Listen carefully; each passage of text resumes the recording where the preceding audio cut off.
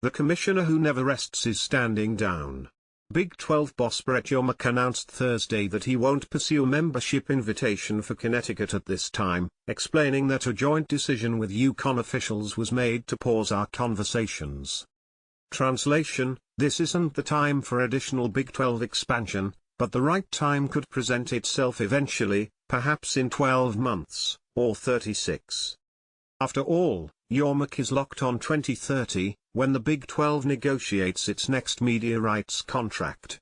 He expects basketball to play a major role in that endeavor, and Uconn is the top program not currently attached to a major football-playing conference. But Yormark's presidents and athletic directors are nose-deep in the chaotic present, where the NCAA's economic revolution is unfolding and a billion-dollar antitrust settlement is front and center. There simply isn't enough support to invite a basketball school that won't add immediate value to the Big 12's football product. But Yormark's pursuit of Uconn is endlessly intriguing. And as the hotline tracked the developments in recent weeks, with deep skepticism that anything substantive would materialize, three aspects of the courtship were particularly intriguing. Anytime there's a whisper of realignment news, our thoughts turn to Fox and ESPN. As the ATM machines for cash-strapped athletic departments, the networks effectively run college sports, albeit in a passive manner. With regard to Uconn and the Big 12 specifically, we wonder about Fox. The network just signed a 6-year media contract with the Big East, reportedly worth $75 million, approximately, annually. Remove the two-time defending national champions, and the conference is not worth what Fox plans to pay. Granted, Fox shares the Big 12's media rights with ESPN, which assuredly would love adding Uconn to its basketball inventory.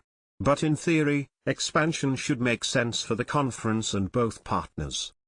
Had the courtship turned serious, would Fox have voiced opposition? In May, the power conferences agreed to settle an antitrust lawsuit and implement a revenue-sharing model in which athletes will receive roughly $22 million annually. Notably, the settlement is in jeopardy after a contentious hearing Thursday that did not go as we hoped, NCAA President Charlie Baker said.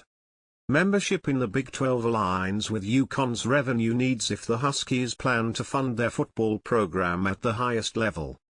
But if they continue to lean into basketball and treat football as a second-class citizen, the imperative changes.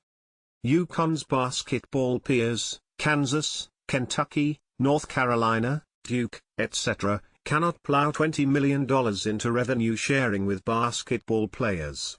Football will receive the most support, by far.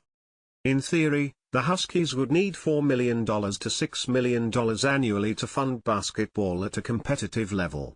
And they don't need Big 12 money to hit that mark.